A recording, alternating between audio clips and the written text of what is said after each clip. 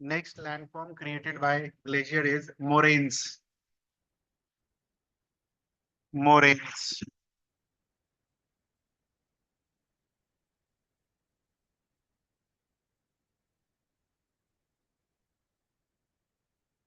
ठीक है, देखो एग्जाम्पल।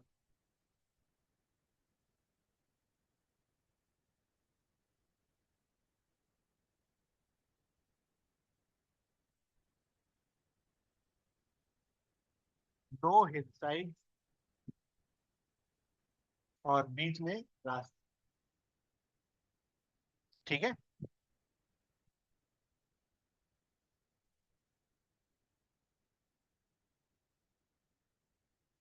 हाँ, ग्लेशियर आने के पहले यहां से कुछ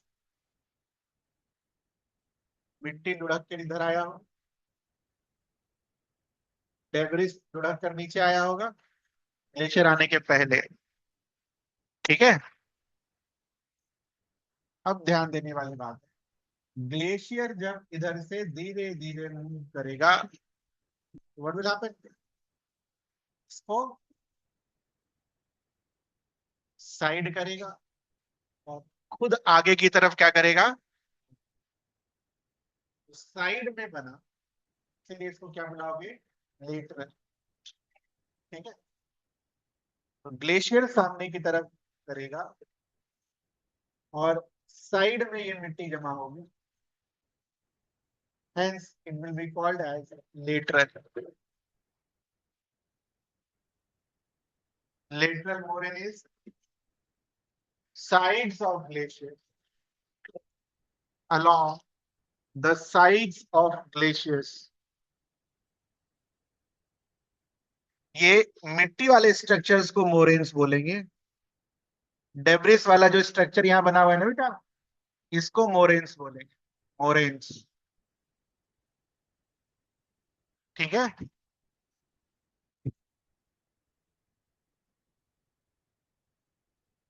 जनरली अगर आप किसी कंजेस्टेड रोड से जा रहे हो, आपको सीधा जाना है, तो आप आजू बाजू वाले आदमी को क्या करोगे, धक्का दोगे ना साइड की तरफ। बस वैसे ही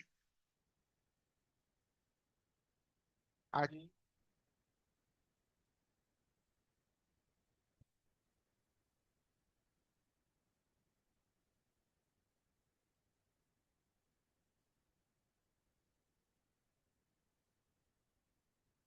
मैं कुछ पूछना आपको।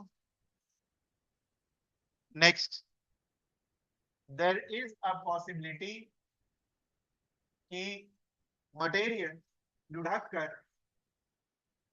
सामने में भी रखा हो, तो सामने से जब ग्लेशियर आएगा तो इन मटेरियल्स को लेकर कहाँ बढ़ेगा, आगे की तरफ। तो आगे की तरफ जब उठा हुआ चीज बनेगा, तब आप उसको क्या बुलाएंगे, terminal moraines. Can you see this terminal moraines, सामने की तरफ,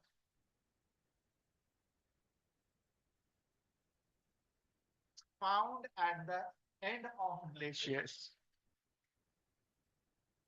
found at the end of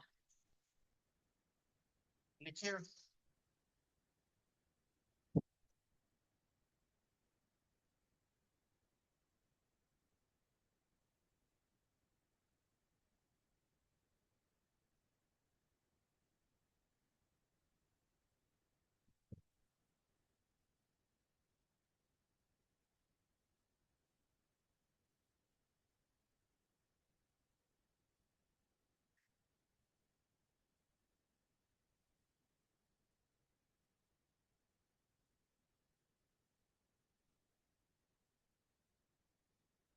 बन गया, लिखा गया, at the end of the glaciers.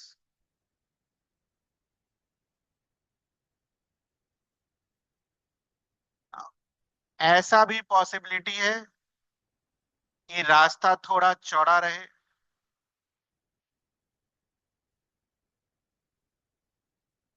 Glacier के मूव करने के लिए।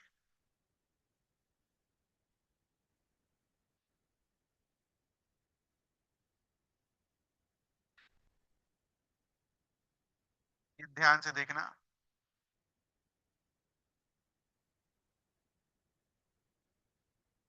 मान लीजिए इस बार 2 आदमी को जाना है, ठीक है। तो जब ये आगे बढ़ेगा तो ये क्या करेगा, इधर वाले को साइड ले जाएगा और इधर वाले को यहां ले जाए और ये अपना रास्ता निकल जाए। एक और ग्लेशियर है जिसको आगे बढ़ना है, तो वो क्या करेगा, अपने राइट साइड वाले को इधर धक्का देगा, इस वाले को इधर धक्का देगा और वो आगे निकल जाएगा। तो इस बार बीच में भी बना, तो बीच वाले को बेसिकली हम क्या बुलाते हैं, मीडियल मोरेन्स। तो मीडियल मोरेन्स कितने ग्लेशियर से बनेगा, तो एक ग्लेशियर कभी भी मीडियल मोरेन्स नहीं बनाएगा।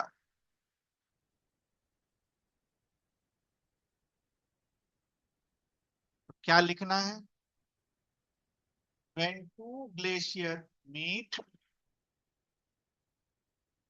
and their lateral moraines join in the middle,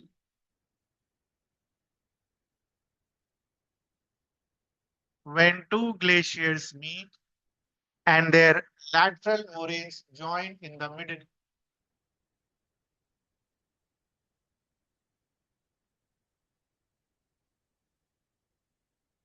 ठीक। तो तीनों मोरेन्स के बारे में कुछ पूछना आपको, lateral, terminal and medial moraines,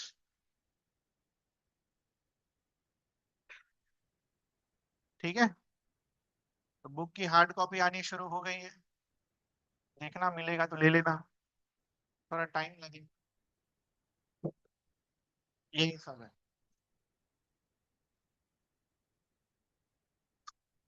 next लिखो इंपॉर्टेंस ऑफ मोरेन्स, बुक मिलेगा, बुक में भी मार्क कर लेंगे फिर। Importance of moraines,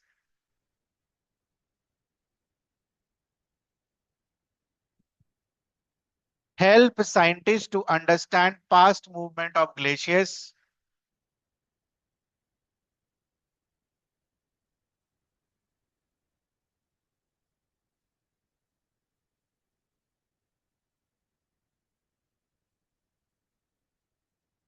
create fertile soil in some areas,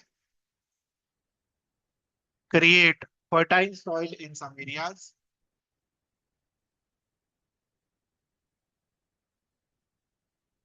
influence the landscape and water flow,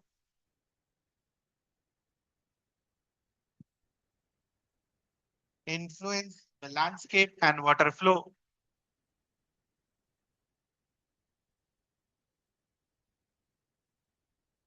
influence the landscape and water flow, ठीक है।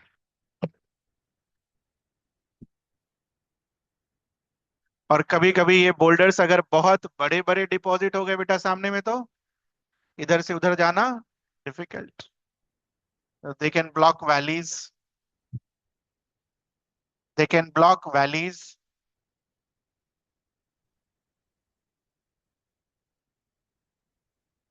ठीक है। और इसके बाद वाला जो पॉइंट अभी समझेंगे वो आगे यूज होगा।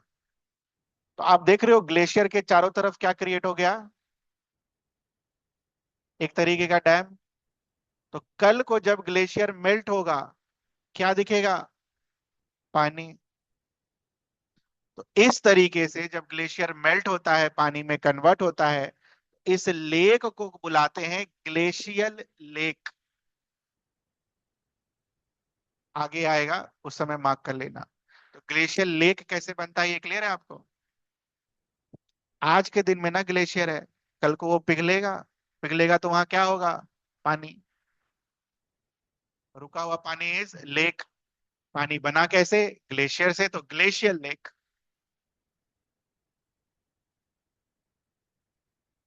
ठीक है। कुछ पूछना है आपको इसमें,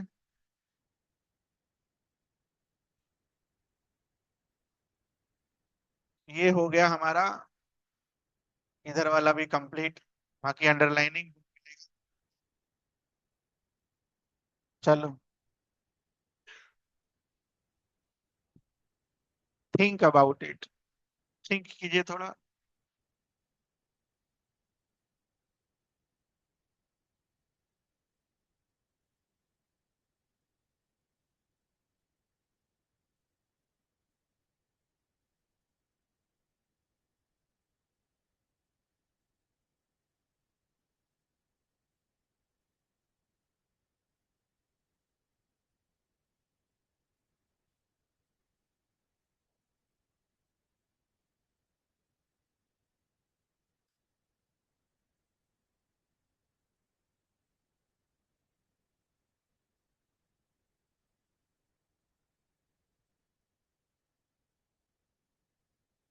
ऑब्वियसली आप तो फाइंड आउट नहीं कर पाएंगे, मैं फाइंड आउट कर दे रहा हूँ।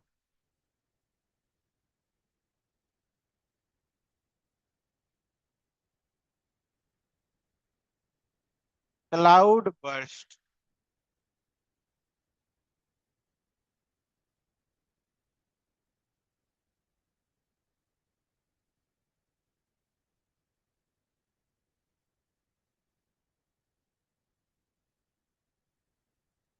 along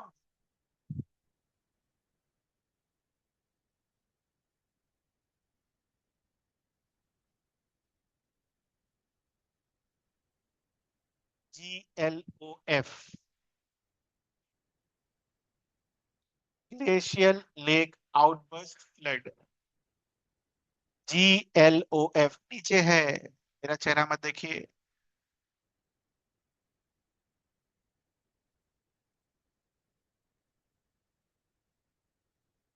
ठीक, अभी लिख लीजिए बस, GLOF जब आएगा तब देखा जाएगा।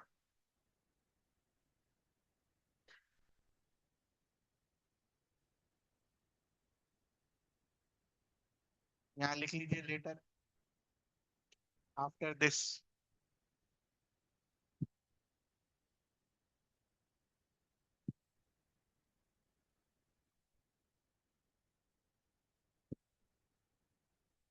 Next is wind. विंड से क्रिएटेड लैंडफॉर्म।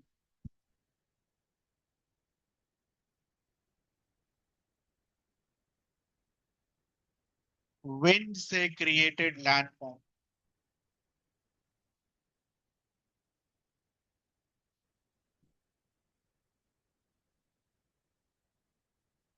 तो फर्स्ट लैंडफॉर्म इज यारडंग्स।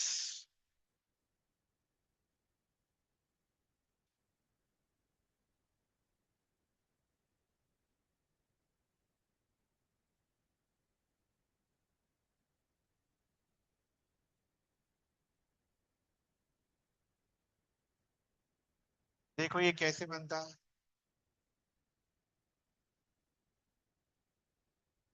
सपोज मान लो ये कोई ऐसा रॉक पार्टिकल है,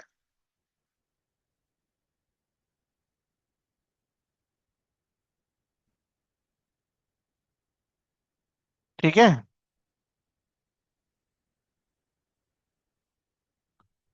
तो हवा जब बहेगा तो ये इरोजन करेगा इधर, इरोजन करते करते करते थोड़ा सा कटाइए, फिर थोड़ा और, फिर थोड़ा और, फिर थोड़ा और, थोड़ा और, थोड़ा और, थोड़ा थोड़ा कटते कटते कैसा बन जाएगा, एक रास्ता टाइप का बन जाएगा। दिख रहा है आपको? और साइड में क्या होंगे, रॉक्स, अनइवन शेप के। इनको हम क्या बुलाते हैं, यारडैंक्स।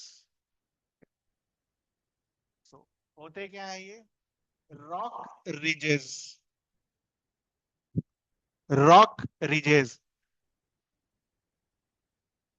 अगर इसको देखा जाए तो छोटा छोटा पहाड़ टाइप का नहीं दिखेगा, हाइट कम होगी, बहुत कम होगी, दैट्स वाई रिजेस। और किस चीज के, सैंड से नहीं, रॉक्स के रिजेस। तो rock ridges formed by wind erosion. Rock ridges, बस इतना लिखो, रॉक रिजेस।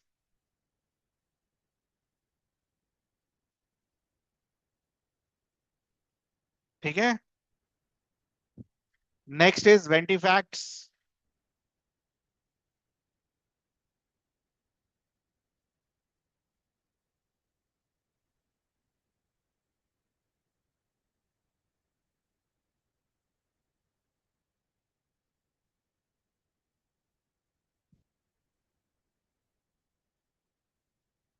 तो किसी भी रखे हुए पत्थर के ऊपर हवा मान लो बह रहा है,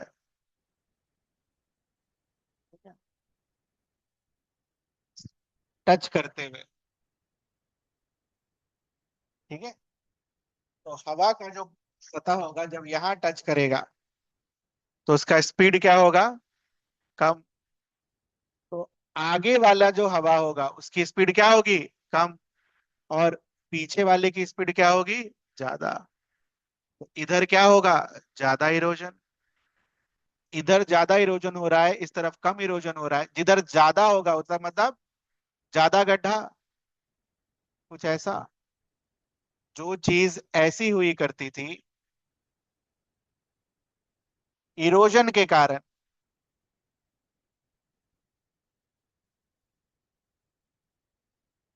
कैसा बच जाएगा?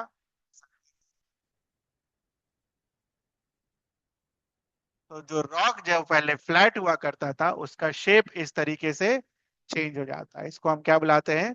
वेंटिफैक्ट्स। Polished surfaces shaped by wind blown sand particles। बड़ा चमकदार सरफेस होता है।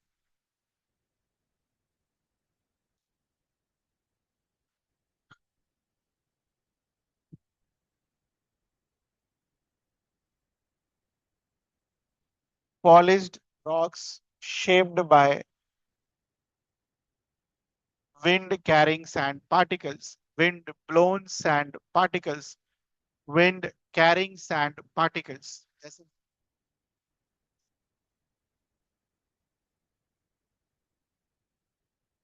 तो एक तरफ साइनी सरफेस होगा और एक तरफ रफ सरफेस होगा। बुक में कितना लिखा है देख लेते हैं। बस थोड़ा सा ही लिखा, पॉलिश्ड। नेक्स्ट इज, गड्ढा तो दिख ही रहा होगा लोगों को। ठीक है। तो इस गड्ढे को क्या बुलाते हैं हम? Deflation hollows. उसका एक और नाम होता है ब्लोआउट्स।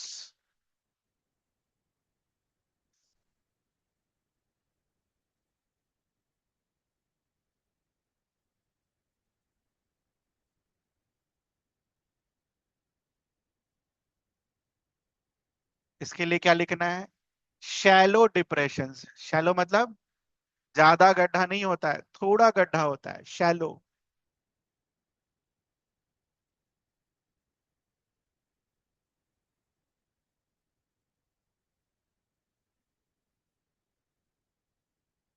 अच्छा, यहाँ वाला मिट्टी उड़कर चला गया होगा हवा के साथ, यहाँ वाला क्यों नहीं उड़ा?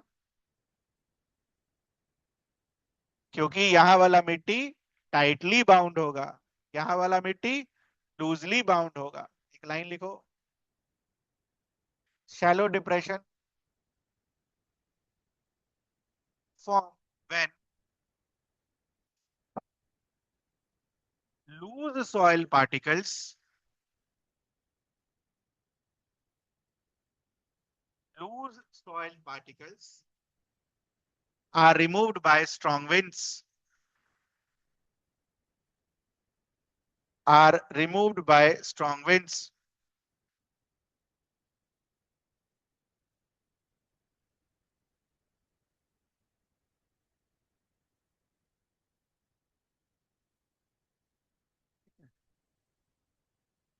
Last is desert pavements.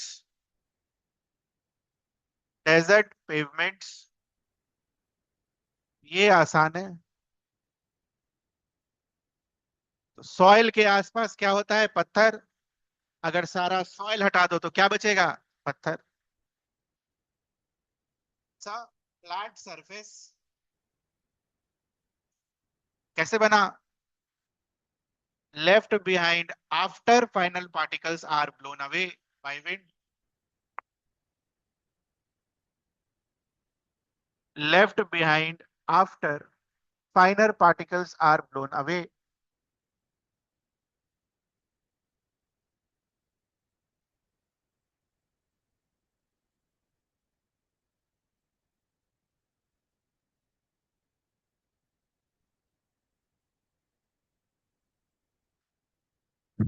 ठीक है। नेक्स्ट, विंड का ही दूसरा पार्ट है, बालू से बनता हुआ चीज। अभी तो इरोजन कर रहा था ना। बालू से क्या क्या चीजें बनती है? तो टाइप्स ऑफ सैंड ड्यून्स। सबसे पहले व्हाट आर सैंड ड्यून्स? बचपन से क्या सीखते हैं? सैंड ड्यून्स क्या होता है? रेत का पहाड़ इज व्हाट? Sand dunes. तो पहले सैंड ड्यून्स के बारे में एक वर्ड लिखो। ridges formed by sand। ridges formed by sand।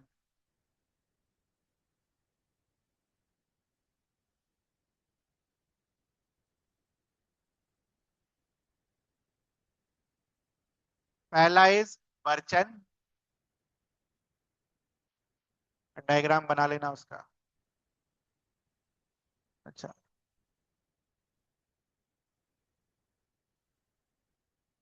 इसको बुलाते हैं क्रेसेंट शेप। अच्छा एक मिनट, ये नहीं, एक मिनट, इसको बुलाते हैं क्रेसेंट शेप।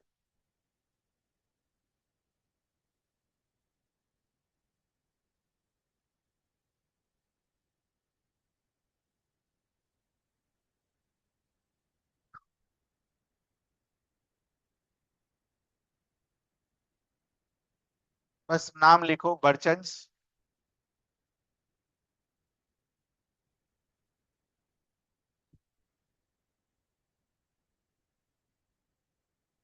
और विंड का डायरेक्शन मार्क कर लेना।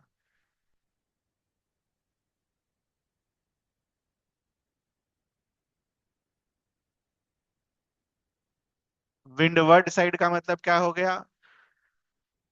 जिधर से विंड ब्लो कर रहा है। लीवर्ड साइड का मतलब क्या हो गया? दूसरा वाला side will be levered side.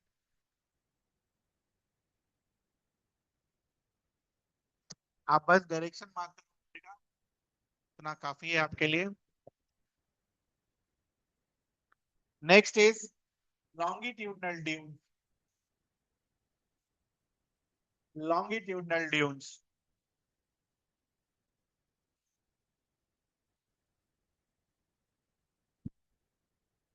ठीक है।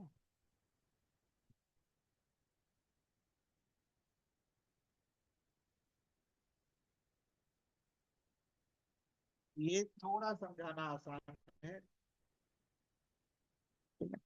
ऐसे पूरा रेत, हवा, हवा जब चलेगा तो क्या होगा? यहां से थोड़ा सा ये मुड़ेगा। ठीक है। उसके बाद यहां से थोड़ा सा ये मुड़ेगा। उसके बाद यहां से थोड़ा सा ये मुड़ेगा। तो तीन कर्व्स आपको इस तरीके से दिखेंगे।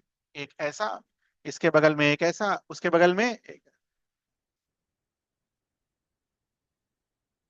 एक कर्व यहाँ, एक कर्व यहाँ, एक कर्व यहाँ। तो ये कर्व्स जो है किस दिशा में है? विंड के दिशा। कर लीजिए और कर्व्स बना लीजिए। कर्व्स कैसे बनाएंगे हम?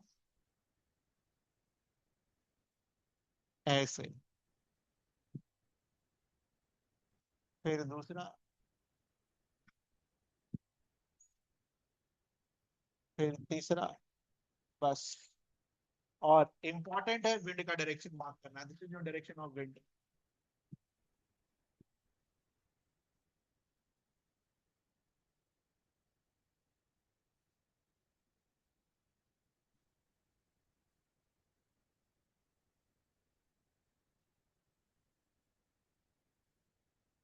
इसमें और यार्डंग्स में क्या डिफरेंस है? वो भी तो ऐसा ही था, बीच में रास्ता बना हुआ था ना उसमें भी।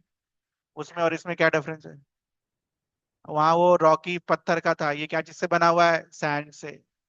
विंड का डायरेक्शन भी मैटर कर रहा था वहां पर, वो विंड के डायरेक्शन में बनता है, और ये perpendicular to the wind direction. Next is star dunes. Star दिख रहा है वो, सबको स्टार दिख रहा है ना वो, इसीलिए स्टार ड्यून्स।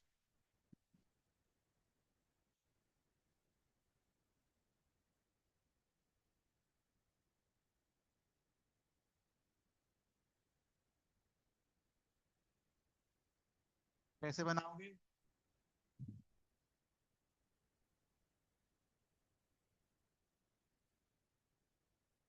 इस तरीके।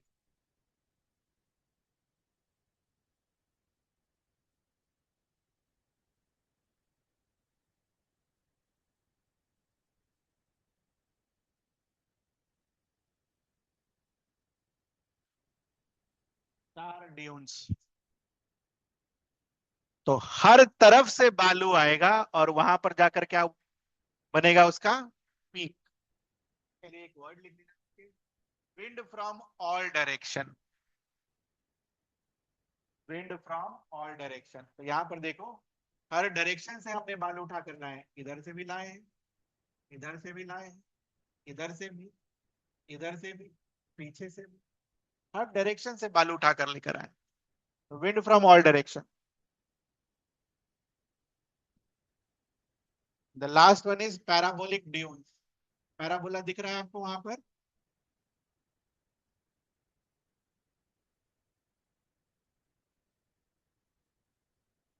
Parabolic dunes.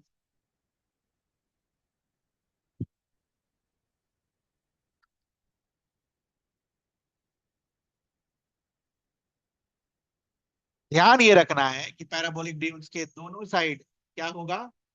वेजिटेशन। तभी ये बनेगा।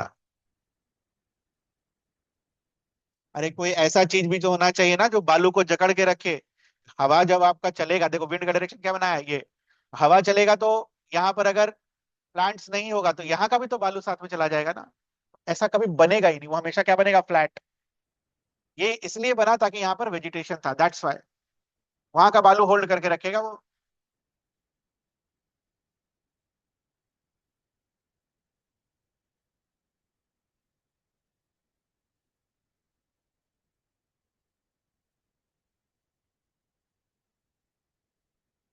एक लाइन इसके लिखेंगे, U shaped dunes. U shaped dunes. ये दोनों सिविल्स का सवाल है। फोटो दिया था, विंड का डायरेक्शन पूछा था किधर है। चारों दिशा में विंड था, ऑप्शन एक ये, एक ये, एक ये, एक ये। Correct.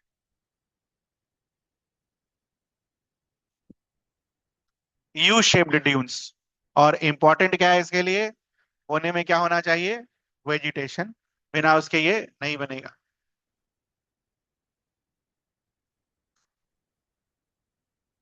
Importance of sand dunes.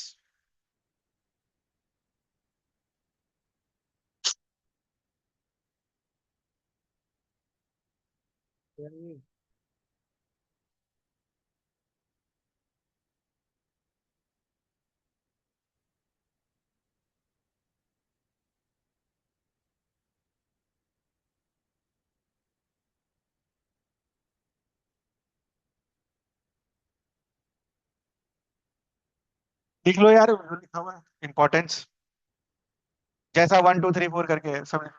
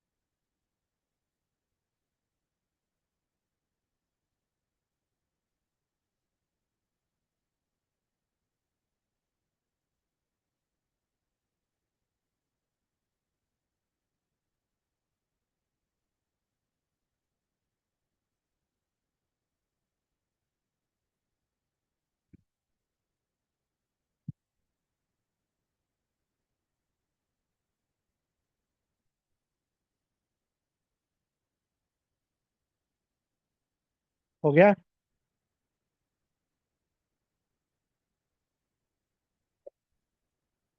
Next is landforms of underground water. Underground water के लिए एक स्पेशल टर्म यूज होता है, कार्स्ट टोपोग्राफी। वो वर्ड याद रखना, karst topography.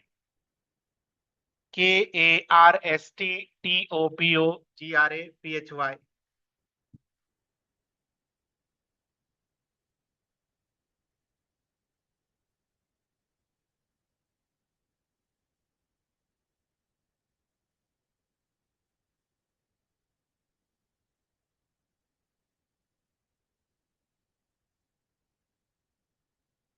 Very important, karst topography. पहला पॉइंट इसके बारे में लिखिए, जहां पर सॉल्युबल रॉक्स होते हैं, फॉर एग्जांपल लाइमस्टोन, वहां मिलता है ये। They are formed in the region of soluble rocks or limestone। First point.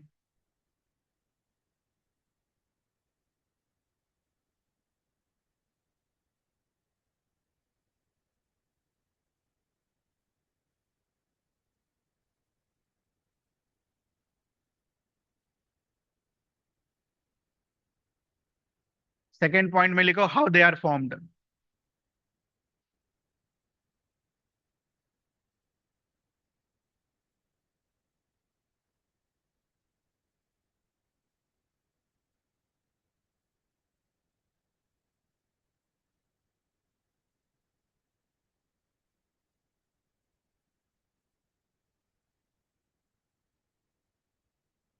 This rain drop. Rain drop को एटमॉस्फेयर से क्या मिलता है? CO2। सॉइल से भी क्या मिलता है? CO2। तो वाटर और CO2 मिलाकर बनाता है वीक एसिड। ठीक ना? जब ये वीक एसिड ग्राउंड के, this is the top surface of ground जिस पर हम खड़े हैं, ये वीक एसिड जब ग्राउंड के अंदर वाले सरफेस के कांटेक्ट में आता है, तो वहां पर क्या करना शुरू करता है वो?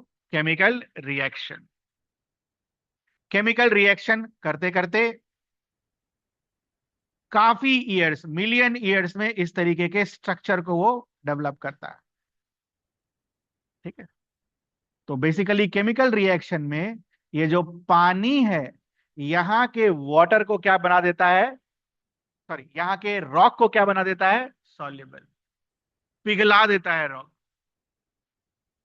हाउ इट इज फॉर्म्ड में पहला पॉइंट लिखिए,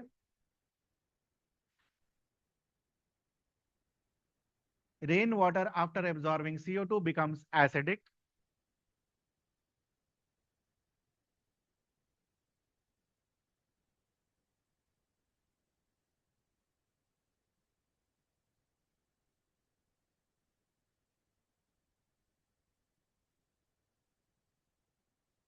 लिख लिया आपने?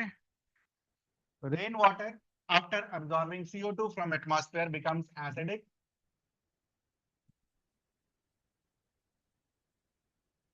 रेन वाटर को कहां पहुंचाना है? सरफेस के नीचे। सरफेस पर ड्रॉप गिरा, परकोलेट होकर क्या जाएगा? नीचे, नीचे पहुंचेगा। ठीक है? तो acidic water this acidic water percolates down, this acidic water percolates down,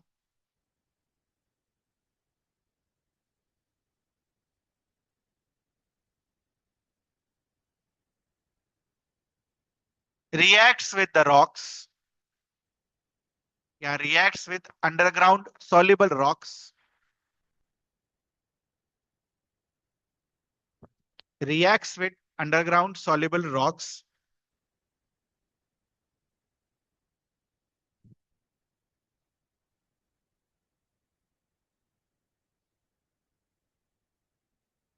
forming various types of landforms, forming various types of landforms।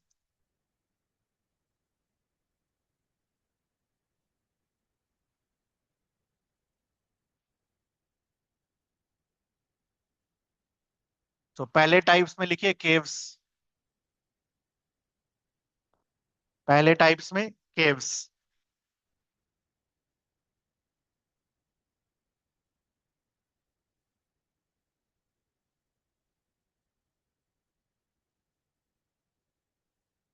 तो व्हाट आर केव्स, देखना ध्यान से।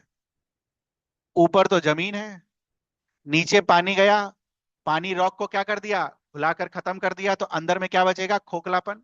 तो वो जो एम्प्टी स्पेस है उसको आप क्या बुलाते हो, केव्स। केव्स के बारे में एक लाइन, hollow spaces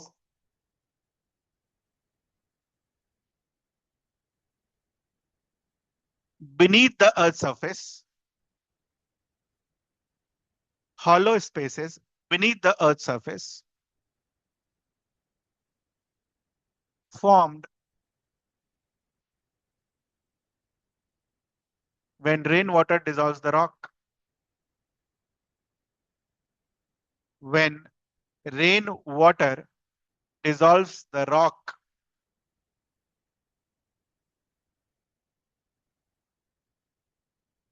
dissolves मतलब रॉक को पिघल के, मतलब उसको अपने में मिला लेना, dissolves।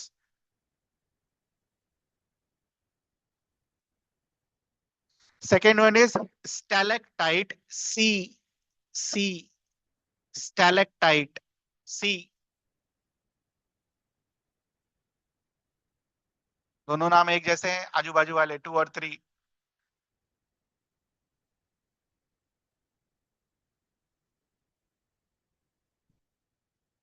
लिखा आपने ये नाम, ये देखो बनता कैसे है।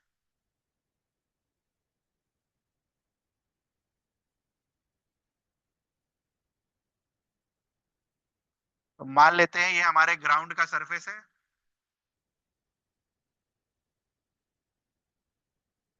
और वाटर को परकोलेट होकर नीचे जाना है, ठीक है। तो नीचे जाकर वाटर ने पहले ही क्या बना के रख दिया है, केव्स। ठीक, अब ध्यान से सुनना। अगली बार अगला ड्रॉप ऑफ वाटर जब नीचे जाने की कोशिश करेगा, तो वाटर अकेला तो है नहीं, वाटर के साथ क्या है,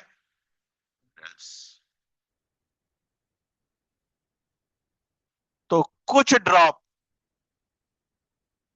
यहीं पर रहेगा और कुछ ड्रॉप जमीन में भी गिर सकता है।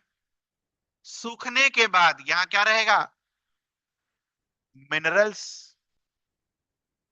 और यहां भी सूखने के बाद क्या रहेगा, मिनरल्स। तो ये जो ऊपर से जो लटक रहा होता है इसको बुलाते हैं स्टैलेक्टाइट, और जो नीचे वाला होता है दैट इज कॉल्ड स्टैलेक्ट, जी वाला। दोनों एक ही तरीके से बनता है।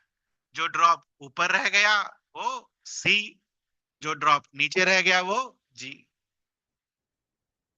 क्लियर है ये चीज दोनों।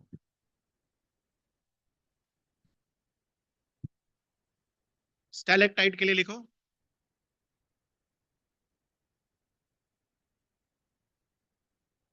आई shaped formation hanging from the ceiling.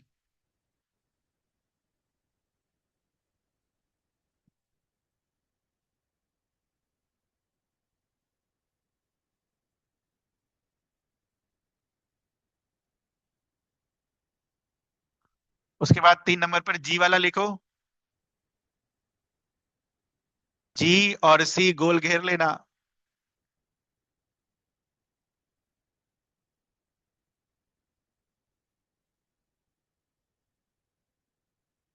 ठीक है,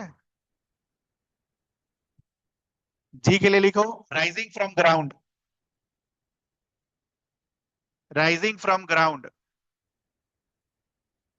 ग्राउंड किसका, केव का ग्राउंड। ठीक है, C for ceiling, G for ground. इसीलिए सी और जी, सी सीलिंग, जी ग्राउंड। रटने का तरीका कभी नहीं भूलेंगे। मतलब अगर अच्छे से पढ़ेंगे तब नहीं भूलेंगे।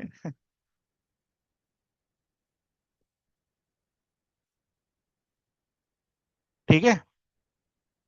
अच्छा, ये केव अगर कमजोर हो जाए तो ऊपर से ग्राउंड धंस जाएगा, अंदर तो कुछ है नहीं, क्या दिखेगा? Sink holes. Next one.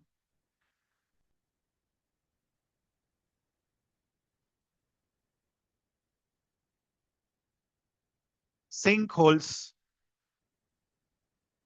इसका एक नाम और होता है doline.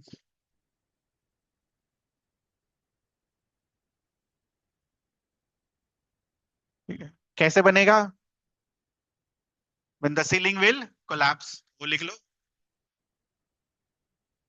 depression formed when ground collapses, depression formed when ground collapses। Depression मतलब गड्ढा।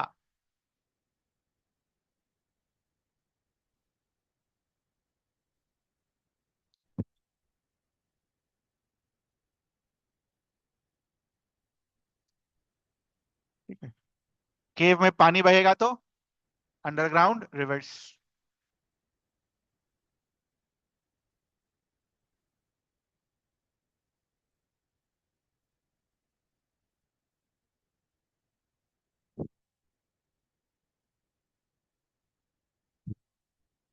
Underground reverse.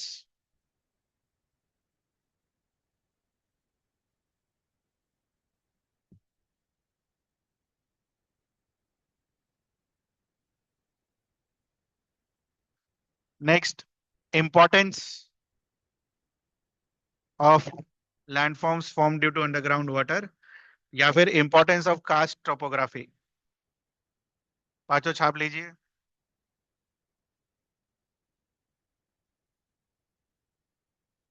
सेल्फ एक्सप्लेनेटरी है वो, उसमें कुछ मुझे बोलने की जरूरत नहीं है।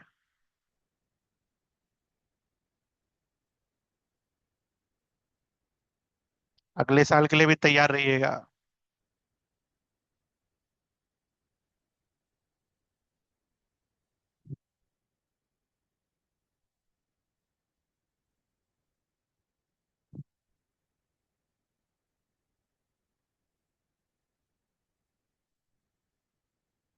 सबको बढ़िया मजा आने वाला है अगले साल एसएसटी में, किताब जब बदलेगा तब। अभी तो सबको रटा गया है, 15 साल से एक ही किताब पढ़ा पढ़ा के। अगले साल जब समझने वाला पोर्शन देगा, सब साफ।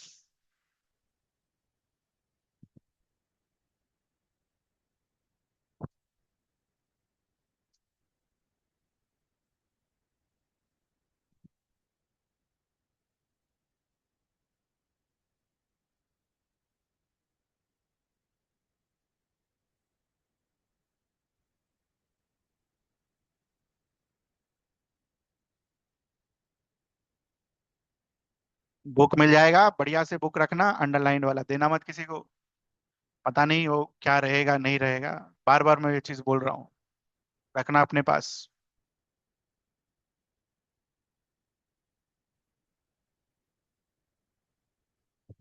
तो बुक में भी मार्क करेंगे, ऐसा नहीं है कि नहीं करेंगे। इसमें से कोई सा भी बोलना है दोबारा, पांचों में से। लोग घूमने जाते हैं, मंदिर रहता है, ठीक है, टूरिज्म का अपॉर्चुनिटी है। और एक दिन में तो ये बनता नहीं है बेटा, मिलियन ईयर्स लग जाते हैं। तो साइंटिस्ट के लिए वो एक स्टडी का, रिसर्च का एक जगह बन जाता है। ठीक है। और पानी अगर यहाँ पर जमा होगा तो it will be a source of fresh water. ठीक है, तो ये भी हो गया खत्म।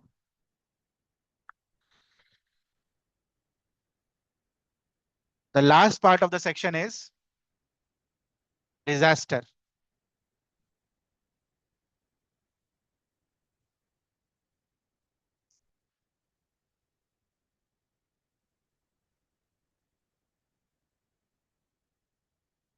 लिखो डिजास्टर।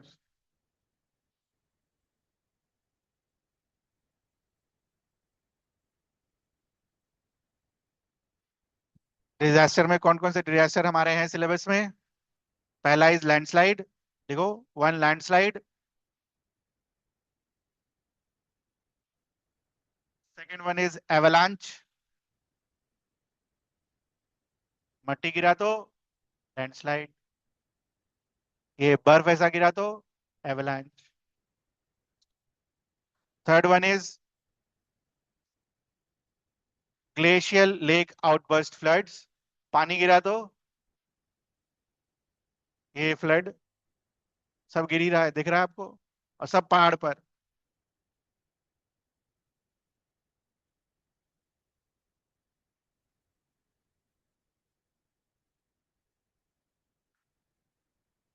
और चौथा पहाड़ के बाहर डस्ट स्टॉर्म्स।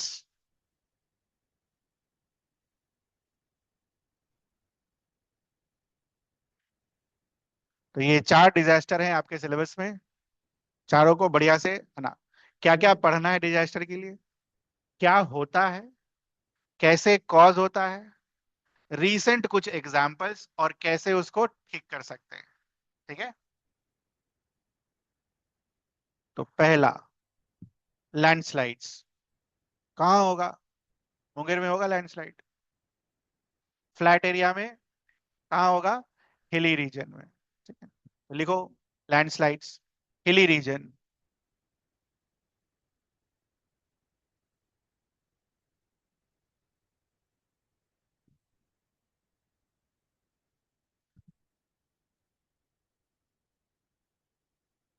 ठीक है। कॉजेज दो तरीके से, नेचुरल एंड आर्टिफिशियल। आर्टिफिशियल मतलब human. Causes of landslides, definition book में मार्क कर लेना, पता है ना क्या हो रहा है। मट्टी पूरा का पूरा मूव कर गया एक जगह से दूसरे जगह, वो लिख लेंगे हम। कॉजेज ऑफ लैंडस्लाइड्स, एक नेचुरल एक आर्टिफिशियल। तो नेचुरल में समझने वाला पोर्शन, बहुत पानी बरस गया क्या होगा?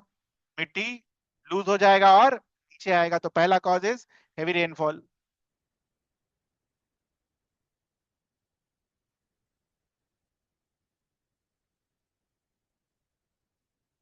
सेकंड, अर्थक्वेक हुआ तो फिर मिट्टी लूज हो जाएगा due to vibration, second cause is earthquake.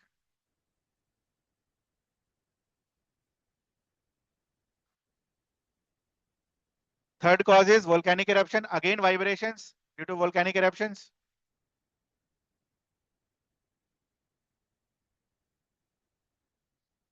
और लास्ट, नेचुरली मान लो किसी एरिया में पहले से ही लूज सॉइल हो, उस पर तो हमारा और आपका कोई कंट्रोल नहीं है ना। तो fourth is steep slopes and loose rocks.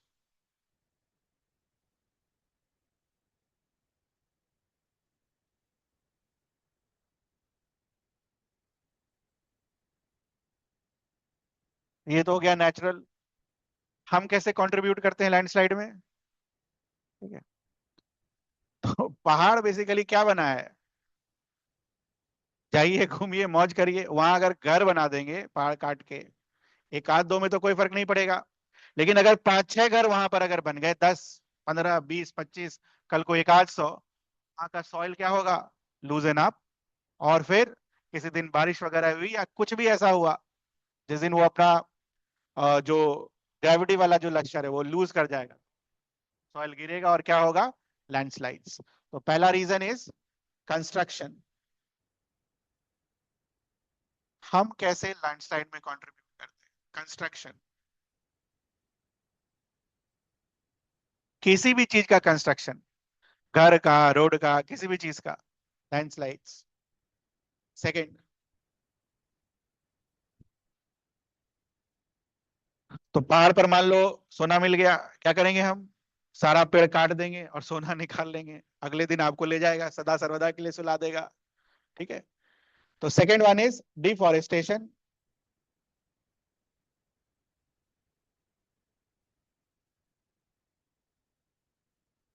Deforestation से क्या होगा बेटा? जो जड़ मिट्टी को पकड़ के रखता है, ठीक है, वो सारा हट जाएगा, और वो जड़ और मिट्टी क्या होगा? लूज नीचे।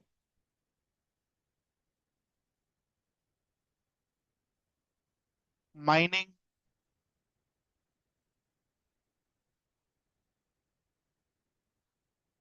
माइनिंग में वैसे भी हम मिट्टी को करते हैं लूज, तभी अंदर से क्या निकलेगा, कोयला वगैरह सब, माइनिंग।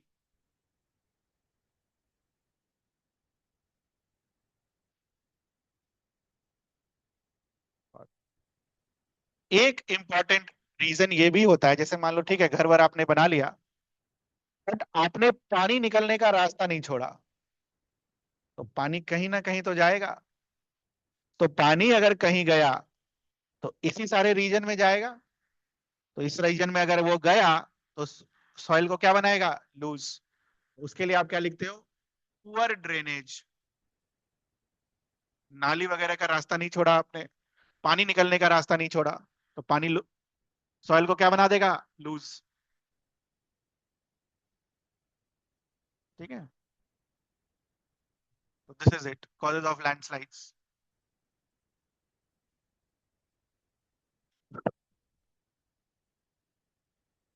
कहाँ देखने मिलेगा आपको लैंडस्लाइड, अभी लिखा हमने, हिली एरियाज। ठीक है, इंडिया में हिली एरियाज कहाँ है, Himalaya, western Ghat, north eastern region, तो लिखो प्रोन एरियाज। भाई ये करने बोला है आपको एनसीईआरटी खुद से। ठीक है, देख लो।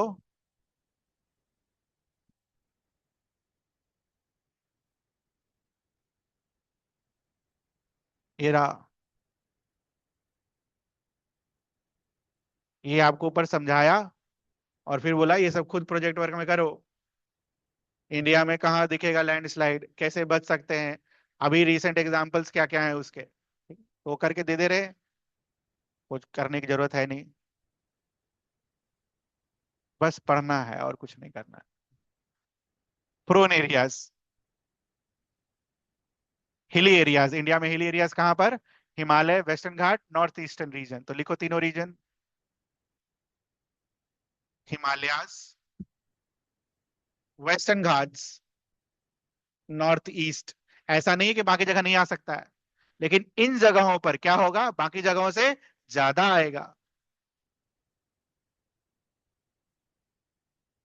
दूसरा प्रोन रीजन कौन सा होगा, जहां पर रेनफॉल ज्यादा होता है, तो नॉर्थ ईस्ट के ब्रैकेट में लिखो rainfall.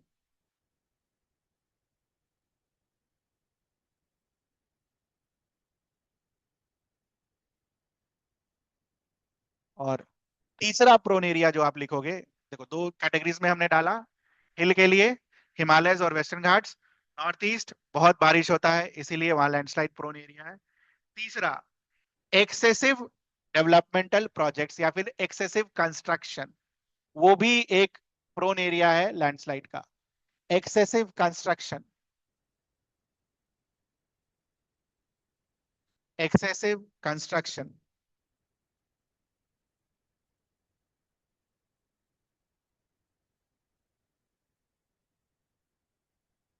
Last, region with frequent earthquake, वहां पर भी landslides, region with frequent earthquake.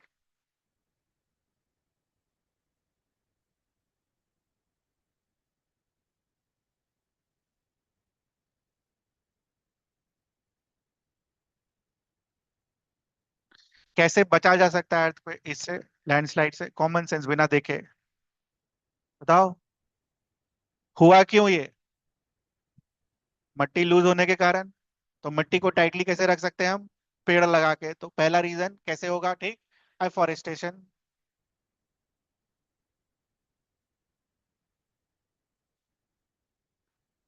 Afforestation, बारिश को हम नहीं रोक सकते हैं, ठीक है, बारिश को हम नहीं रोक सकते हैं, अर्थक्वेक को हम नहीं रोक सकते हैं, जो कर सकते हैं वो हम लिखेंगे, एफॉरेस्टेशन।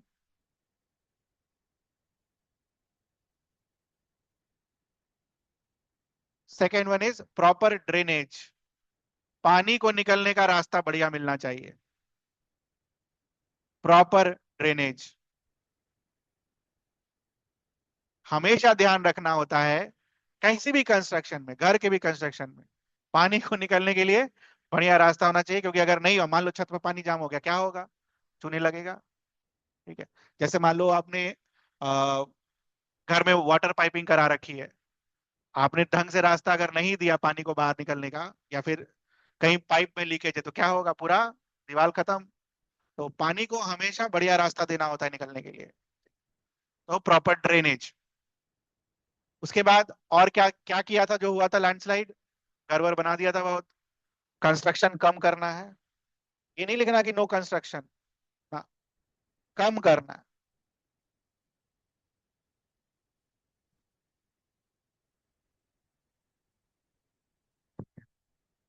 एक टेक्नोलॉजिकल आंसर, तो मट्टी नीचे गिर रहा था ना, तो इसको जाली से बांध दो पूरा। ठीक है, या फिर यहाँ पर एक दीवार लगा दो। जैसे आप देख रहे हो ये रोड है, ठीक, रोड के साइड में एक ऊंचा सा दीवार लगाइए, ताकि ऊपर से जो कुछ गिरे यहीं फंस के रह जाए, या फिर पूरे स्लोप को ही बांध दीजिए। ठीक है, दीज वॉल्स अगर आप बनाते हो तो उसको क्या बुलाते हो? Retaining walls. ठीक है, और जब आप ये बांधते हो तो that is called slope stabilization techniques. आप क्या लिखोगे? ये सब नहीं लिखोगे, आप लिखोगे इंजीनियरिंग एंड टेक्नोलॉजिकल इनोवेशंस। आप क्या लिखोगे slope stabilization? Engineering and technological innovations.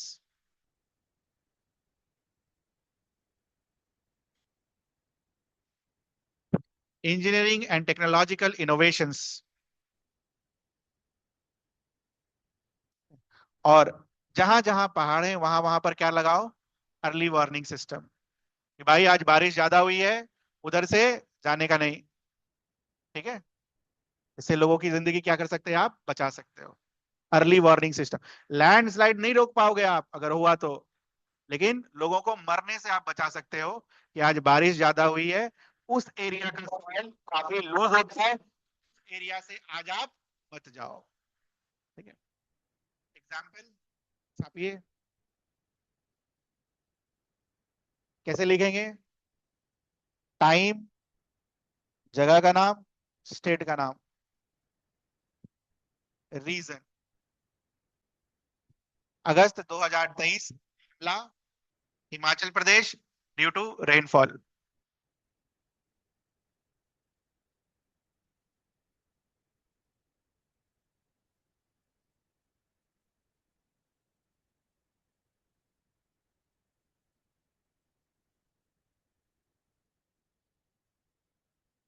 July 2020, Chamoli district of Uttarakhand. Region construction, excessive construction.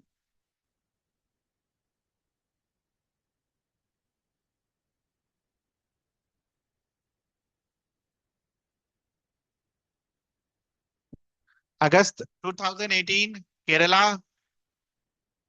Due to floods.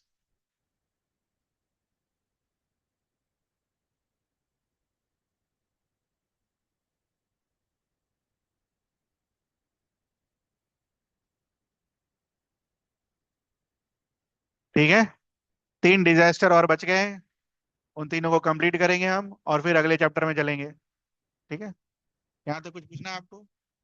आइए घर पे पढ़िए अच्छा से, एक बार शाम को याद दिला देना, पीडीएफ के लिए याद नहीं रहता मुझे, अपलोड करना है। जा सकते हो आप।